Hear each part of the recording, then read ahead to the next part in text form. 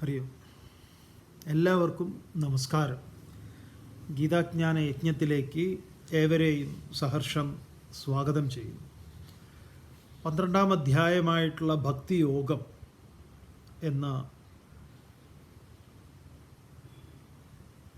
വിഷയത്തെയാണ് നമ്മളിപ്പോൾ ചർച്ച ചെയ്തുകൊണ്ടിരിക്കുന്നത്. അങ്ങേയറ്റം യുക്തിഭദ്രമായാണ് ഭഗവത്ഗീത കാര്യങ്ങളെ അവതരിപ്പിക്കുന്നത്. പക്ഷേ ഈ ചിലരുടെ യുക്തിവാദം നമ്മളെല്ലാവരെയും ആരെയും പരിഹസിക്കുന്നതോ അടച്ച് ആക്ഷേപിക്കുന്നതോ അല്ല. ഓരോ ചിന്തകളും ഓരോരുത്തരുടെ ഓരോ കാലത്തുണ്ടായിട്ടുള്ള ചിന്തകന്മാരുടെ ചിന്തകളെയൊക്കെ നമുക്ക് അർഹിക്കുന്ന ഗൗരവത്തോടും ബഹുമാനത്തോടും കൂടി തന്നെ നമുക്ക് നോക്കിക്കാണാം. ഇതൊക്കെ ലോകത്തിൻ്റെ മുന്നോട്ടുള്ള ഗതിക്ക് സഹായകമായിട്ടുള്ളത് തന്നെയാണ്, തർക്കമൊന്നുമില്ല. പക്ഷേ ചില യുക്തിയെ നമുക്ക് അതിൽ അഭിപ്രായം പറയുക അല്ലെങ്കിൽ അതിനെ വിമർശിക്കുക എന്നുള്ളത് ഒഴിവാക്കാൻ പറ്റാത്ത ഒന്നാണ്. അപ്പോൾ അതുകൊണ്ട് ഈ സാമാന്യയുക്തി എന്ന് പറയുന്ന ഒന്നുണ്ട്. സാമാന്യയുക്തി എന്ന് പറഞ്ഞു കഴിഞ്ഞാൽ പൊതുവേ വളരെ ഡീപ്പായിട്ടൊന്നും പോവാത്ത ചില ആളുകളുണ്ട്. പക്ഷേ അവരുടെ ധാരണ ഞങ്ങൾ ഭയങ്കര സംഭവമാണെന്നാണ്. അവർ മുന്നോട്ട് വയ്ക്കുന്ന ഒരു കാര്യം എന്താണെന്ന് പറഞ്ഞാൽ, കണ്ടതിനെ മാത്രമേ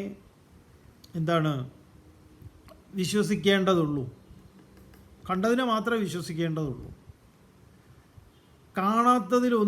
കാണാത്ത ഒന്നിലും വിശ്വസിക്കേണ്ടതായിട്ടുള്ള ഒരു കാര്യമില്ല. അതാണ് ഈ ദൈവത്തിൻ്റെയും ആത്മാവിൻ്റെയും ഒക്കെ കാര്യം പറയുമ്പോൾ ഇവർ പറയാം, കണ്ടിട്ടുണ്ടോ എന്ന് പറയുന്നത്. അതിന് വിവേകാനന്ദ സ്വാമികളും പണ്ട് ഇങ്ങനെ ഒരു യുക്തിവാദം വിവേകാനന്ദ സ്വാമികൾക്കുണ്ടായിരുന്നു.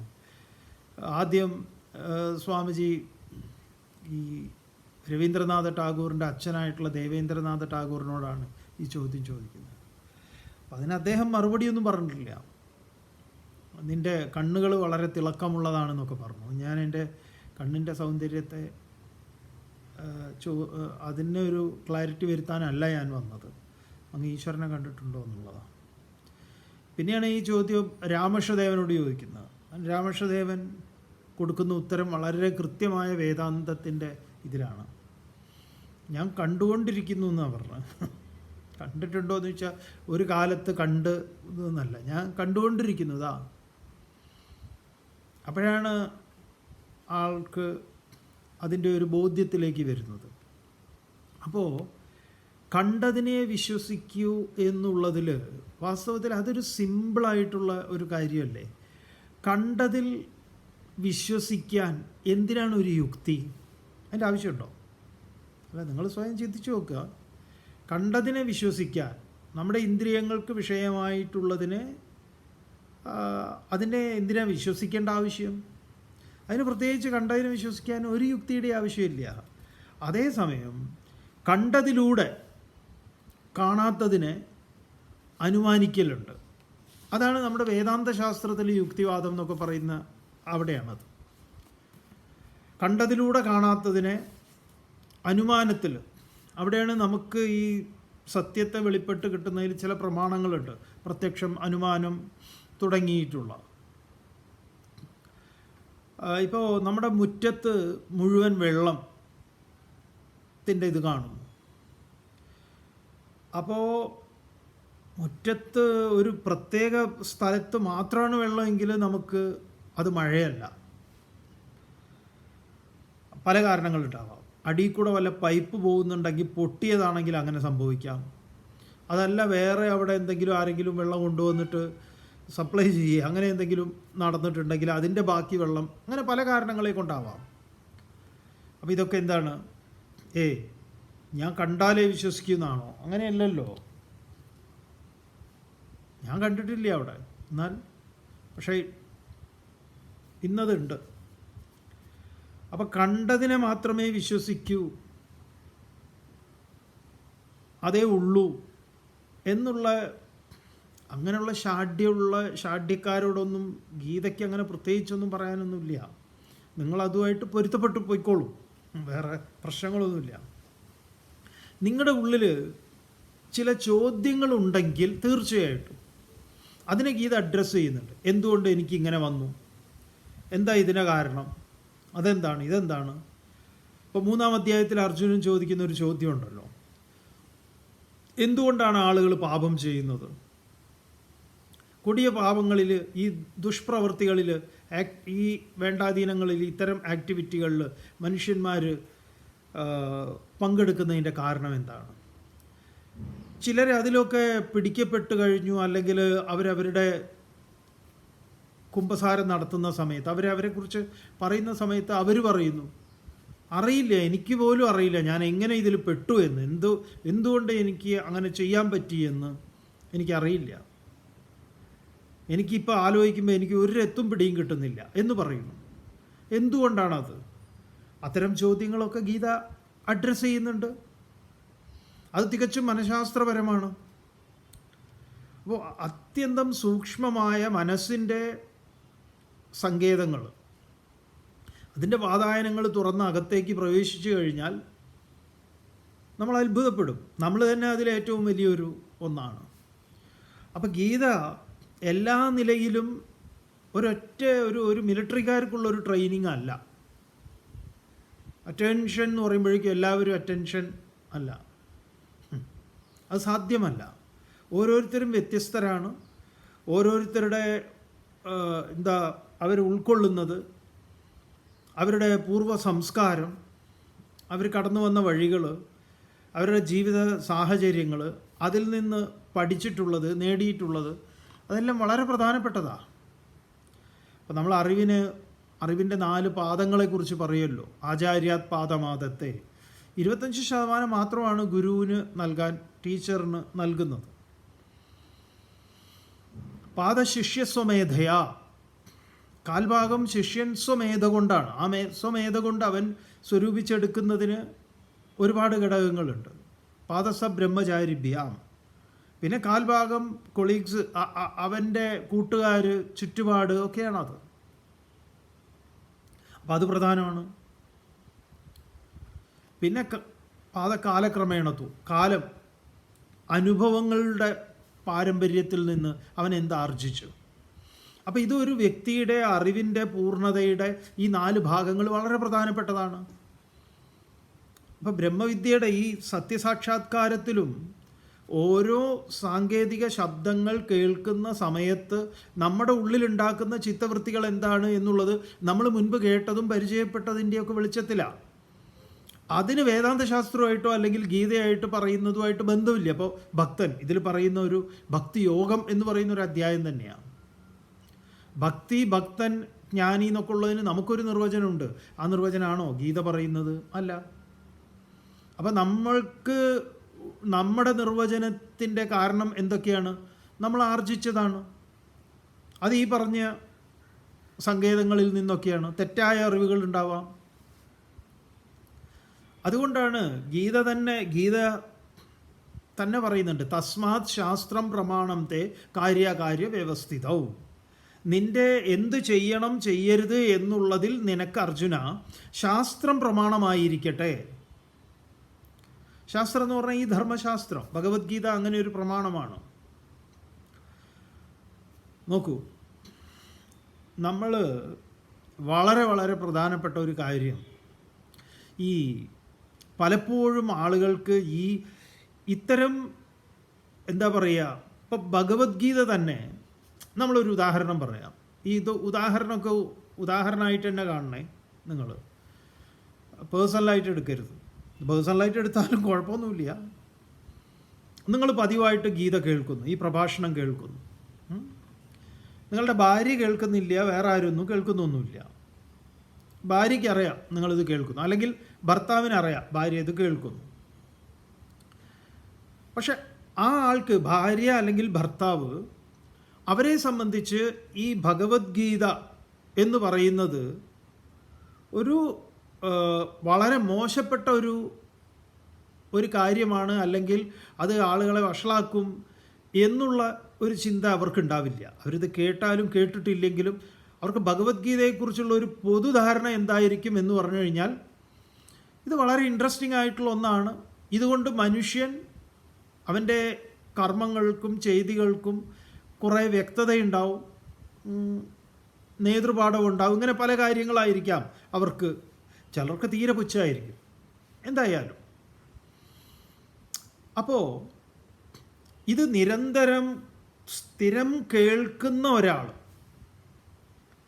ആ കേൾക്കുന്ന ഒരാൾ അയാളെ ഒരു തരത്തിലും മാതൃകയാക്കാൻ പറ്റാത്ത വിധത്തിലുള്ള പെരുമാറ്റവും ചെയ്തികളും കർമ്മങ്ങളും ഒക്കെയാണ് നമ്മുടെ തൊട്ടടുത്തുള്ള ഭാര്യ കാണുന്നത്, ഭർത്താവ് കാണുന്നതെങ്കിൽ സ്വാഭാവികമായിട്ടും അവർക്ക് ഇതിനോട് തന്നെ ഒരു എന്താ പറയുക, മതിപ്പില്ലായ്മ വരും.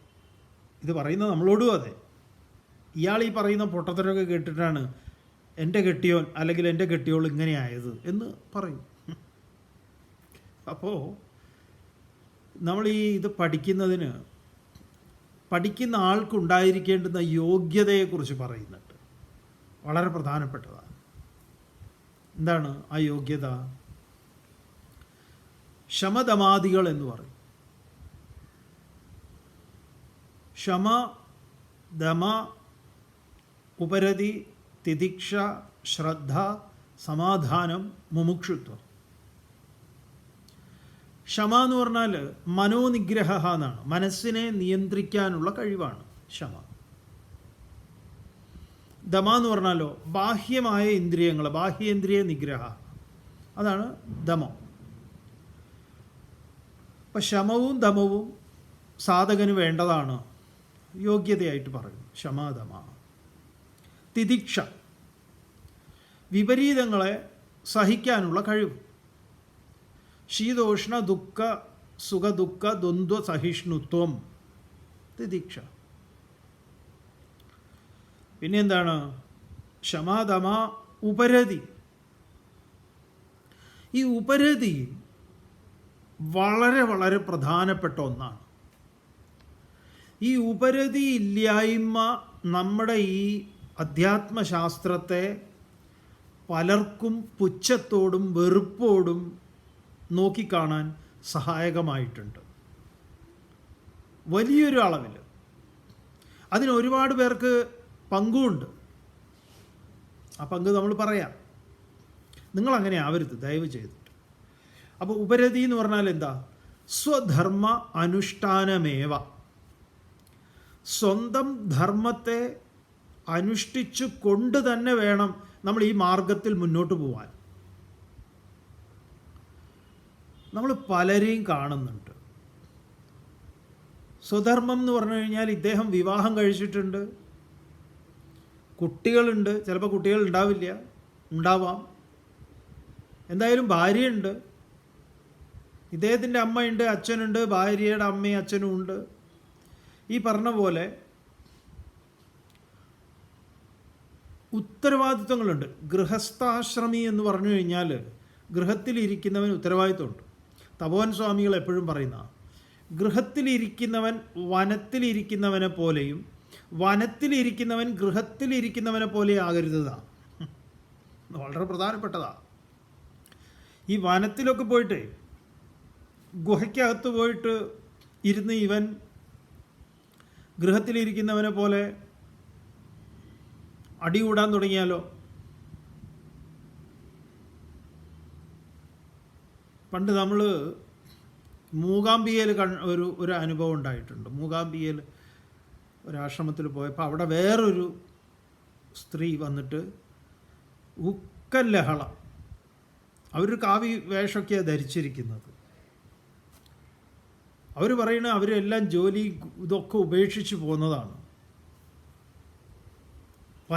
റിട്ടയർമെൻറ്റ് വരെ, പെൻഷൻ വരെ എഴുതി തള്ളി പോകുന്നവരാണ്.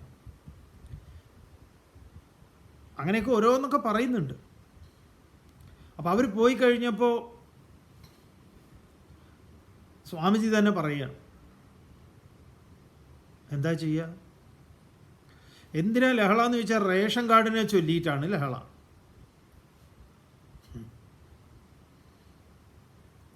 അപ്പോൾ ഏതോ ഒരു ഗുഹയുടെ ഉള്ളിലാണ് ഇരിക്കണമെന്നാണ് പറയുന്നത്. അവർ മൂകാംബികയല്ല, വേറെ സ്ഥലത്ത് നിന്ന് വന്നതാണ്.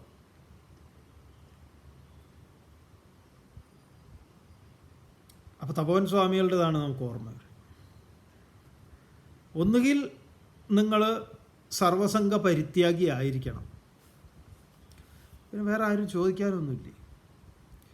ഇതല്ല, നിങ്ങളിത് വീട്ടിലിരുന്ന് യൂട്യൂബിലും ഫോണിലും അതിലും ഇതിലൊക്കെ കേട്ടുകൊണ്ട് നിങ്ങളുടെ ഉത്തരവാദിത്വം ഇല്ലായ്മയ്ക്ക് ഇതിനെയും കൂടെ കൂട്ടുപിടിക്കുക എന്നുള്ള പരിപാടി അത് ശരിയല്ല.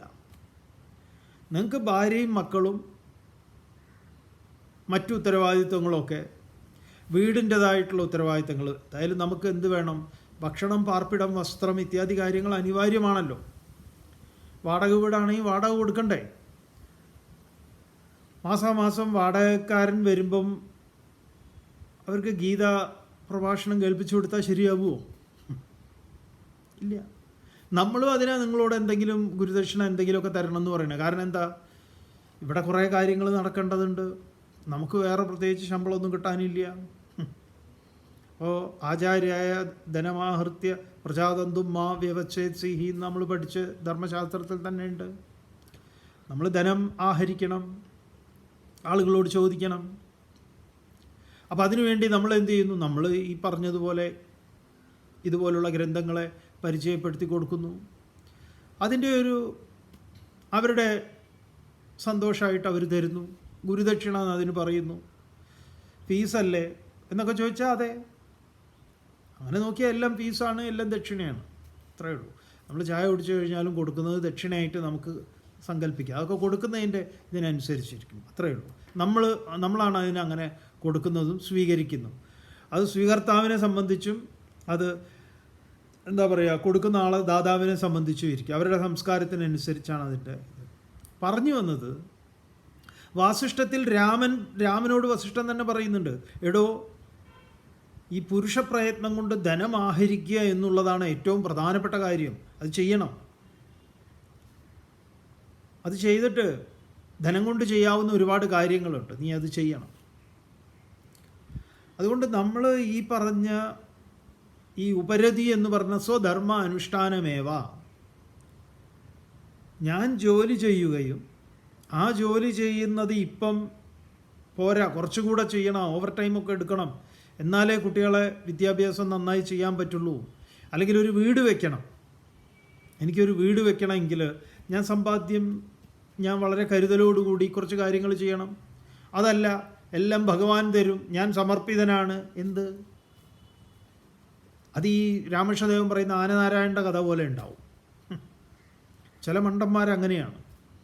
അതിനെയാണ് ഈ ഒളിച്ചോട്ടം എന്ന് പറയുന്നത്. ഒളിച്ചോട്ടം നമ്മുടെ ആധ്യാത്മികതയുടെ വഴിയേ അല്ല.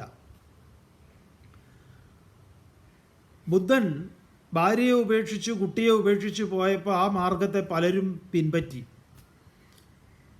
ഭാര്യയെ ഉപേക്ഷിക്കുക, എന്നിട്ട് സന്യാസിയാവുക എന്നുള്ളത്. എന്നിട്ട് അതിനെ ഗ്ലോറിഫൈ ചെയ്യുക. ഏത്? ബുദ്ധൻ ഭാര്യയെ ഉപേക്ഷിച്ചതും ശ്രീനാരായണ ഗുരു ഭാര്യയെ ഉപേക്ഷിച്ചതും ഒക്കെ എങ്ങനെയുണ്ട്? നിങ്ങളുടെ കഴിവുകേടിനെയും നിങ്ങളുടെ കൊള്ളരുതായ്മയെയും കൂട്ടുപിടിക്കുന്നതിന് ഈ ധർമ്മശാസ്ത്രത്തെ ഉപയോഗിക്കേണ്ട കാര്യമില്ല, അത്രയേ ഉള്ളൂ. അപ്പോൾ നിങ്ങൾ ജോലി ചെയ്യാൻ നമ്മൾ ഓരോരുത്തരും നമ്മുടെ ഉത്തരവാദിത്തങ്ങൾ നിർവഹിക്കേണ്ടവരാണ്. സ്വധർമാനുഷ്ഠാനമേവ എന്ന് പറഞ്ഞാൽ ആ ഉത്തരവാദിത്തങ്ങൾ നിർവഹിച്ചു കൊണ്ട് തന്നെ ഈ കാര്യവും ചെയ്യാം.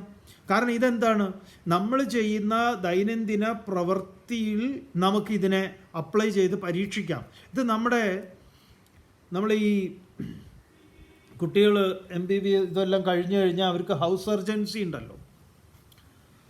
ആ ഹൗസ് സർജൻസി പോലെ തന്നെയാണ് ഇതെന്താ, ഇത് ഗൃഹസ്ഥാശ്രമം തന്നെയാണല്ലോ പേര്. ഇത് നമുക്ക് നമ്മുടെ നിത്യജീവിതത്തിൽ ഭാര്യയോടൊപ്പം, ഭർത്താവിനോടൊപ്പം, കുട്ടികളോടൊപ്പം, അച്ഛനും അമ്മയോടും ഒക്കെ ഒപ്പം സ്വന്തം ഗൃഹത്തിൽ പ്രവൃത്തിപഥത്തിൽ കൊണ്ടുവരേണ്ടുന്ന പദ്ധതികളെക്കുറിച്ചാണ് ഗീത മുഴുവൻ പറഞ്ഞിട്ടുള്ളത്. എന്നാലും ചിലർക്കൊരു ധാരണയാണ്, എന്ത് ഒക്കെ ഭഗവാൻ നോക്കിക്കോളും, എന്തിനാ ഞാനിങ്ങനെ കിടന്ന് നെട്ടോട്ട് ഓടുന്നത്, അതിൻ്റെ ഒന്നും ആവശ്യമില്ല. ഉപനിഷത്ത് പറയുന്നത് കർമാണി കുർവൻ ഏവ ജിജീവിഷേത് ശതം സമാഹ, കർമ്മങ്ങളെ ചെയ്തുകൊണ്ട് തന്നെ 100 വർഷം ജീവിക്കാൻ തീരുമാനിക്കണം എന്നാണ്. കർമാണി കുർവന്നേവ ജിജീവിഷേത് ശതം സമാഹ, 100 വർഷം.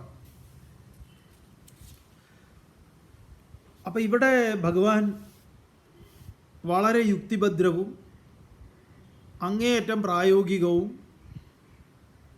ഈ ലോക ജീവിതത്തിന് ഉതകും വിധത്തിലുള്ള കാര്യങ്ങളാണ് പറയുന്നത്. അല്ലെങ്കിൽ ഈ പലർക്കും ഒരു ധാരണ ഉണ്ട്, ഈ ആധ്യാത്മികം സ്പിരിച്വൽ വേൾഡ് എന്ന് പറഞ്ഞു കഴിഞ്ഞാൽ അത് ഈ ആശ്രമവും കാഷായവും കാവിയും അതും ഇതുമാണെന്ന്. സത്യസന്ധമായി നിങ്ങളോട് പറയട്ടെ, അവിടെയൊക്കെ പോയി നിങ്ങൾ ഈ സ്പിരിച്വാലിറ്റിയെ അന്വേഷിച്ചാൽ ചിലപ്പോൾ അവിടെ ഇല്ലാത്തത് അതായിരിക്കും. അതൊഴിച്ച് ബാക്കിയെല്ലാം ഉണ്ടാവും. സത്യസന്ധമായിട്ട് പറയുക. അവിടെ പോയി കഴിഞ്ഞാൽ നിങ്ങൾക്ക് വേറെ ഓരോ വർത്തമാനങ്ങളും കാര്യങ്ങളും ഒക്കെ കേൾക്കാം. നിങ്ങൾ നിരാശരാകും. നിങ്ങളോടും അത്തരം കാര്യങ്ങളായിരിക്കും ചോദിക്കുക. നിങ്ങളുടെ അവിടെ നിങ്ങൾ എവിടുന്ന് വരുന്നു? അവിടെ പഞ്ചായത്താണല്ലേ. ആരാ ഭരിക്കണത്? ആരാ അവിടുത്തെ കൗൺസിലർ? ആരാ MLA? ആരാ MP? തുടങ്ങി അങ്ങോട്ട്. നിങ്ങളെന്തെങ്കിലും വിശക്കുന്നുണ്ടോ, എന്തെങ്കിലും കഴിച്ചിട്ടുണ്ടോ എന്നുള്ള ചോദ്യമൊന്നും ഉണ്ടാവില്ല.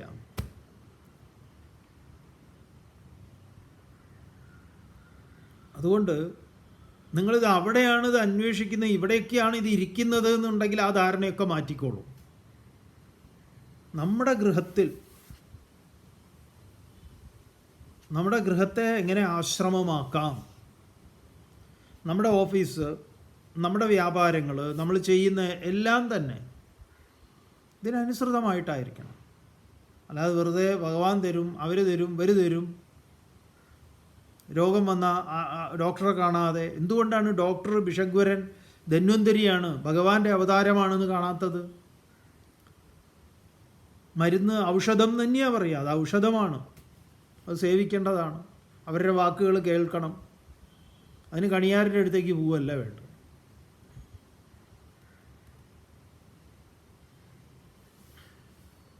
അപ്പോൾ ഇവിടെ പറയുന്ന എല്ലാം തന്നെ വളരെ പ്രായോഗികമായ കാര്യങ്ങളാണ്.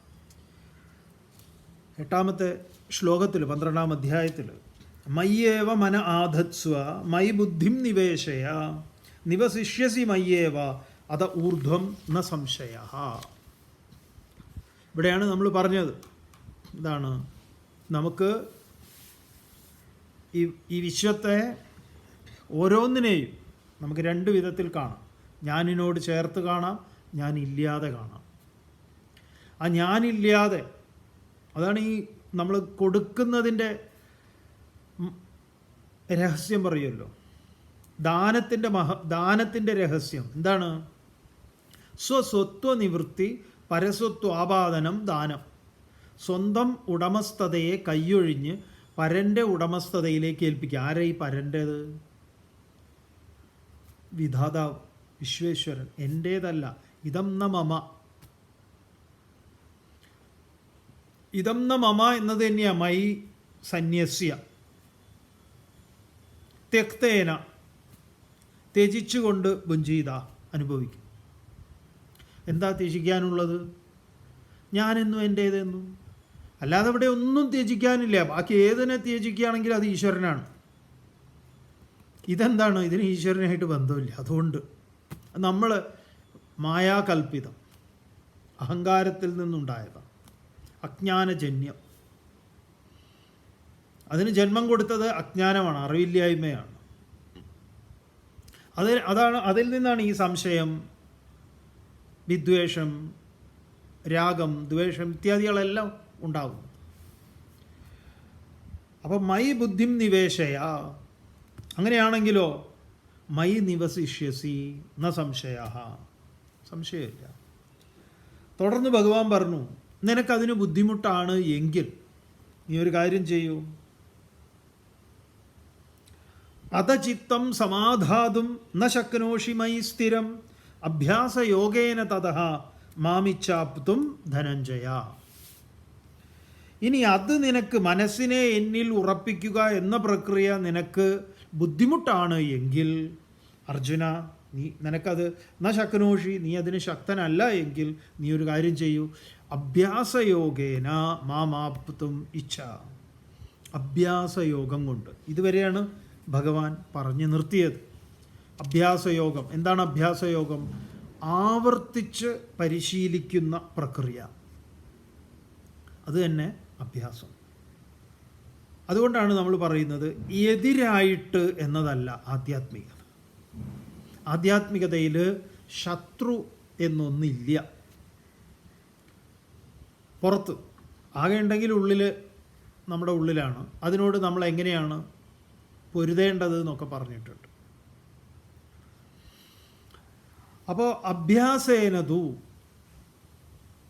എവിടെയെങ്കിലും നമ്മൾ ഈ കാര്യത്തിൽ നമുക്കൊരു പരാജയം അല്ലെങ്കിൽ എവിടെയെങ്കിലും വഴുതി വീഴുന്നു നമ്മളെങ്കിൽ വീണ്ടും അതിൽ നിന്ന് ഉണരുക, വീണ്ടും ശ്രമിക്കുക. ചെറിയ ക്ലാസ്സിലൊക്കെ നമ്മൾ എന്താ പറയുക, ഇംഗ്ലീഷ് കോപ്പി എഴുതി പഠിച്ചിട്ടുണ്ട്. Try try try again. ശ്രമിക്കുക, ശ്രമിക്കുക, വീണ്ടും ശ്രമിക്കുക. വലിയ വലിയ വിശ്രുത ശാസ്ത്രകാരന്മാരുടെയൊക്കെ കണ്ടെത്തലുകളും അവർ നടത്തിയിട്ടുള്ള പല അറ്റംപ്റ്റുകളും ആദ്യം പരാജയപ്പെടുകയും, ആദ്യമല്ല പലതവണ പരാജയപ്പെടുകയും പിന്നീട് അവരത് വിജയിക്കുകയും ചെയ്തിട്ടുള്ള കഥ. അപ്പോൾ അതുകൊണ്ട് അതിനെയാണ് ഇവിടെ പറഞ്ഞത് അഭ്യാസേന, ആവർത്തിച്ച് പരിശീലിക്കുക. അതുകൊണ്ട് ഇതോടുകൂടി കുട്ടികളോട് കഥ പറയേണ്ടത് അതല്ല, 10 തോറ്റാ കഴിഞ്ഞു മോനെ കഥ, എന്നെ നിൻ്റെ കാര്യം പോക്കാണ്. എന്ത് എടാ, 10ാം ക്ലാസ് പാസ്സാവുക എന്നൊന്നുമല്ല ജീവിതത്തിലെ ഏറ്റവും വലിയ കാര്യം. എനിക്കിപ്പം നിൻ്റെ കാര്യം ഓർക്കുമ്പോൾ ഇതൊന്നും നിനക്കൊന്നുമല്ല. നീ ഒന്ന് വെറുതെ മറച്ചു നോക്കിയാൽ മതി, നിനക്ക് മനസ്സിലാവുന്നതേ ഉള്ളൂ. ഇതൊക്കെ അവിടെ പോയി അങ്ങോട്ട് എഴുതണം, ബസ് കഴിഞ്ഞു. ഇനി നീ ഇത് തൊപ്പിട്ടു എന്നിരിക്കട്ടെ, ഇതിനെന്താ കുഴപ്പം? നിനക്ക് തുടർന്ന് പഠിക്കണം താല്പര്യമുണ്ടെങ്കിൽ നീ എഴുതിക്കോ. അതല്ല നിൻ്റെ ഫീൽഡ് വേറെ എന്തെങ്കിലും ആണെങ്കിൽ നീ അത് ചൂസ് ചെയ്തോ.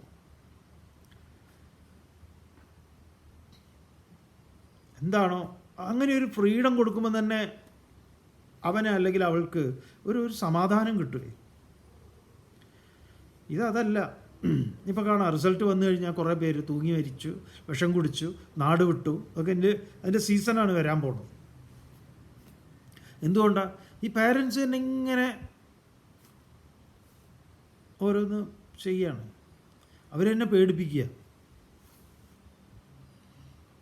ഞാനോ ഇങ്ങനെ, അതുകൊണ്ട് നീയെങ്കിലും നേരെയാവുമെന്ന്. അതെങ്ങനെയാണ് ശരിയാവുക?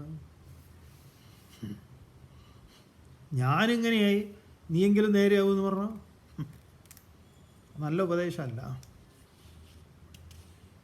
അതുകൊണ്ട് നീ എന്നെ നോക്ക്, പോസിറ്റീവായിട്ട് എന്തെങ്കിലും പറയണം. എനിക്കോ സാധിച്ചില്ല, നീയെങ്കിലും സാധിക്കും എന്നല്ല. അതുകൊണ്ട് അഭ്യാസേനത്തോ, ആവർത്തിച്ച് പരിശീലിച്ചുകൊണ്ട് നീ അതിന് ശ്രമിക്കും. ഇല്ല, അതും നടക്കും തോന്നില്ല ഭഗവാനെ എന്നാണ് നിൻ്റെ അഭിപ്രായമെങ്കിൽ ഭഗവാൻ അടുത്ത ഓപ്ഷൻ വയ്ക്കുക. ഒരുപാട് ഓപ്ഷൻ ഉണ്ട്. Option A, option B, option C. എന്താണ് അടുത്ത ഓപ്ഷൻ? നോക്കാം 10ാമത്തെ ശ്ലോകത്തിൽ. അഭ്യാസേപ്യസമർത്ഥോസി മത്കർമ്മ പരമോ ഭവ മദർത്ഥമപി കർമാണി കുർവൻ സിദ്ധിമവാപ്സ്യസി. അഭ്യാസേ അസമർത്ഥഃ അസി യദി. അഭ്യാസത്തിന്, ആവർത്തിച്ചുള്ള പരിശീലനത്തിന് അസമർത്ഥഃ അസി, നീ സമർത്ഥനല്ല എങ്കിൽ, നിനക്കത് പറ്റുന്നില്ല എങ്കിൽ നീ ഒരു കാര്യം ചെയ്യും, അതൊക്കെ വിട്ടേക്കൂ. മത് കർമ്മ പരമ ഭവ, നീ എനിക്ക് വേണ്ടി കർമ്മം ചെയ്യുന്നവനാവും. അപ്പോൾ അവിടെ എന്തു വേണം? ഉടമസ്ഥതയെ കൈയൊഴിയണം.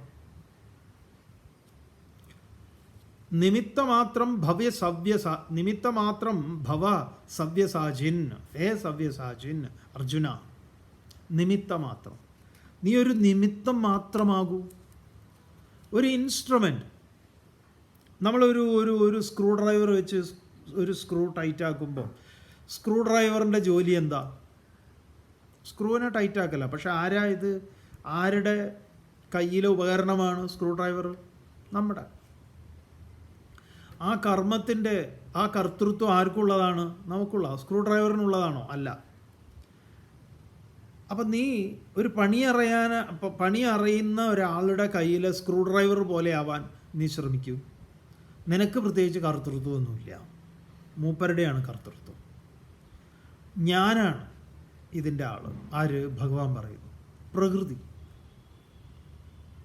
അതിലേക്ക് നമ്മൾ എന്തു വേണം? സമർപ്പിക്കണം എന്ന് പറഞ്ഞു കഴിഞ്ഞാൽ അവിടെ അധ്വാനമില്ല. ഇതൊക്കെ പറയുമ്പോഴേ നമ്മൾ ഈ ആലസ്യത്തിലേക്ക് പോവുക. ഇതെല്ലാം തെറ്റായിട്ട് മനസ്സിലാക്കുക. അതാ സ്വാമി, ഇതെനിക്ക് ഭയങ്കര സ്വീകാര്യമാണ്. കാരണം എന്താ അറിയോ, ഞാൻ പ്രത്യേകിച്ച് എനിക്കൊന്നും ചെയ്യേണ്ടതില്ലല്ലോ. ഞാൻ ഈ വഴിയിലാണ് ഇപ്പോൾ, ആധ്യാത്മികതയിലാണ്. എന്താ, രാവിലെ എങ്ങനെ എണീറ്റ് പല്ല് പോലും തേക്കാതെ ഇങ്ങനെ ഇരിക്കുക. വിശപ്പൊക്കെ ഉണ്ട്, അതിന് ഫുഡ് ഭാര്യ ഉണ്ടാക്കി കൊടുക്കണം. എന്നാൽ തപോവൻ സ്വാമികളെ പോലെ അതും എങ്ങനെയാണ് ഭഗവാൻ എനിക്ക് നിറവേറ്റി തരുന്നത് എന്നുള്ളതിന് വേണ്ടി കാത്തിരിക്കുന്നുണ്ടോ? അതില്ല. സമർപ്പണമാണെങ്കിൽ നിങ്ങൾ സമ്പൂർണ്ണ സമർപ്പണമായിരിക്കണം. പകുതിയും പകുതിയായ ശരിയാവില്ല സാറേ. അതുകൊണ്ട് അഭ്യാസ അസമർത്ഥ അസി മത്കർമ്മ പരമ ഭവ. എനിക്ക് വേണ്ടി കർമ്മം ചെയ്യുന്നവൻ എന്ന് പറഞ്ഞാൽ കർമ്മം മാത്രമേ ഉള്ളൂ. രമണ മഹർഷി പറഞ്ഞു, ജഗത ഈശധി യുക്തസേവനം അഷ്ടമൂർത്തി ദേവപൂജനം. ജഗതി അഷ്ടമൂർത്തിധരനായിട്ടുള്ള ഭഗവാനുള്ള പൂജയാണ് എൻ്റെ കർമ്മങ്ങൾ. അവിടെ ഞാനില്ല. മഹർഷി ഉപദേശസാരം തുടങ്ങുന്നത് അങ്ങനെയാണ്. കർത്തുരാജ്ഞയാ പ്രാപ്യതേ ഫലം കർമ്മ കിം പരം കർമ്മ തജ്ജഡം കൃതിമഹോ ദദൗ പതനകാരണം ഫലമശാശ്വതം ഗതിനിരോധകം ഈശ്വരാർപ്പിതം നേച്ഛയാ കൃതം ചിത്തശോധകം മുക്തിസാധകം. സിമ്പിളാണ് മഹർഷിയുടെ വഴി. ഈശ്വരാർപ്പിതം ന ഇച്ഛയാകൃതം. ഞാനെന്നും എൻ്റേതെന്നും ഉപേക്ഷിച്ചുകൊണ്ട് കർമ്മം ചെയ്യുമ്പോൾ എന്താണ്? ചിത്തശോധകം. ചിത്തം ശുദ്ധമായി. അത് തന്നെ മുക്തിക്ക് കാരണമായി. കർത്തുഹു ആജ്ഞയാ പ്രാപ്യതേ ഫലം. കർത്താവിൻ്റെ ആജ്ഞയാൽ കർമ്മത്തിന് ഫലം ഉണ്ടാവുന്നു. ആരാ കർത്താവ്? വിധാതാവ്. കർമ്മ കിം തജ്ജഡം. അത് സ്വതവേ ജഡമാണ്, ചൈതന്യമല്ല. അതിനെ ചൈതന്യവത്താക്കുന്നതാണ്. ഇലക്ട്രിക് ഉപകരണങ്ങളിലേക്ക് ഇലക്ട്രിസിറ്റി പ്രവഹിക്കുന്നത് പോലെ ഇലക്ട്രിസിറ്റിയുടെ അഭാവത്തിൽ ഇലക്ട്രിക് ഉപകരണങ്ങൾക്ക് ഒന്നും ചെയ്യാൻ പറ്റില്ല. അതേപോലെ ഒരു വിശ്വചൈതന്യം പ്രവർത്തിക്കുന്നത് കൊണ്ടാണ് എനിക്ക് എന്തെങ്കിലുമൊക്കെ സാധിക്കുന്നത് എന്ന തിരിച്ചറിവുണ്ടായാലോ മത്കർമ്മ പരമാഭവ.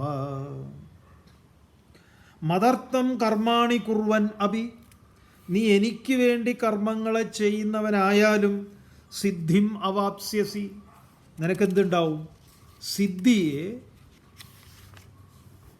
സാധനയിലൂടെ സാധ്യമാകേണ്ടത് സാധിക്കുമ്പം ആ അവസ്ഥ, സിദ്ധാവസ്ഥ, അത് നിനക്കെന്താണ്? വന്നു ചേരും. അതുകൊണ്ട് ഇത്രയേ ഉള്ളൂ, എനിക്ക് വേണ്ടി കർമ്മം ചെയ്യുന്നവനാവുക. അതിലൂടെയോ ഈ പറയുന്ന സിദ്ധാവസ്ഥയെ പ്രാപിക്കുക. അഭ്യാസം നിനക്ക് പറ്റുന്നതല്ല. അഭ്യാസത്തിൽ നീ അസമർത്ഥനാണ് എങ്കിൽ എന്താ വേണ്ടത്? എനിക്ക് വേണ്ടി കർമ്മം ചെയ്യൂ. കർമ്മം ചെയ്യും. എന്നാൽ കർമ്മം വേണം. ആ കർമ്മത്തിൽ ഈ ബുദ്ധിയും കൂടെ ഉണ്ടായിക്കഴിഞ്ഞാലോ കാര്യങ്ങൾ എളുപ്പമാണ്. നടക്കും തോന്നണില്ല ഭഗവാനെ. അതും എന്താ ബുദ്ധിമുട്ട്?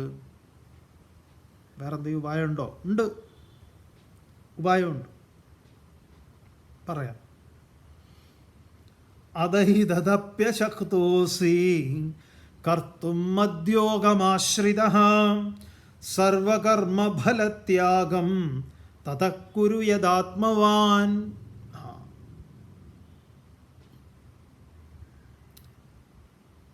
അത ഏതത് അഭി അശക്തഃ അസി ത്വം. ഇനി ഇതും നിനക്ക് ചെയ്യാൻ പറ്റുന്നില്ല എങ്കിൽ ഏത്?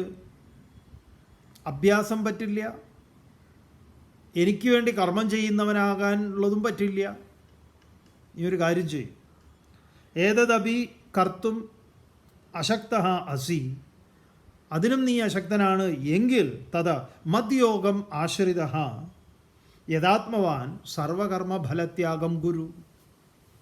അതെന്താണ്? മദ്യോഗം ആശ്രിത, എൻ്റെ യോഗത്തെ, ഞാനുമായി ചേരാനുള്ള ആ ഇച്ഛയെ തീവ്രമാക്കിക്കൊണ്ട് നിനക്കൊരു സങ്കല്പം ഉണ്ടായിരിക്കണം.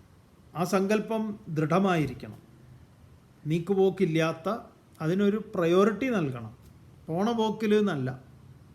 അതാണ് മദ്യോഗം ആശ്രിത. എൻ്റെ യോഗത്തെ ആശ്രയിച്ചുകൊണ്ട് നീ എന്തു വേണം? യഥാത്മവാൻ,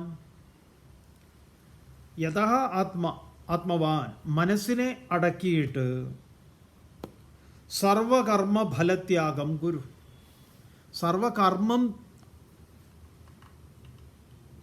ത്യജിക്കാനല്ല പറഞ്ഞത്, സർവകർമ്മ ഫലത്തെ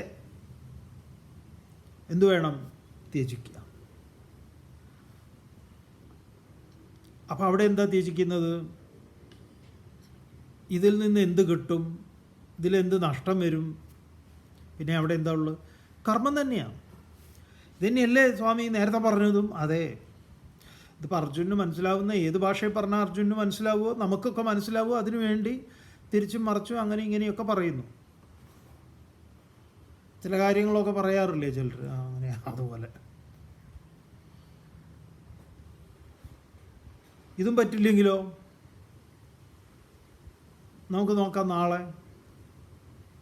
ഓം പൂർണ്ണമദഃ പൂർണ്ണമിദം പൂർണ്ണാത് പൂർണ്ണമുദച്യത്തെ പൂർണ്ണസ്യ പൂർണ്ണമാദായ പൂർണ്ണമേവാവശിഷ്യത്തെ.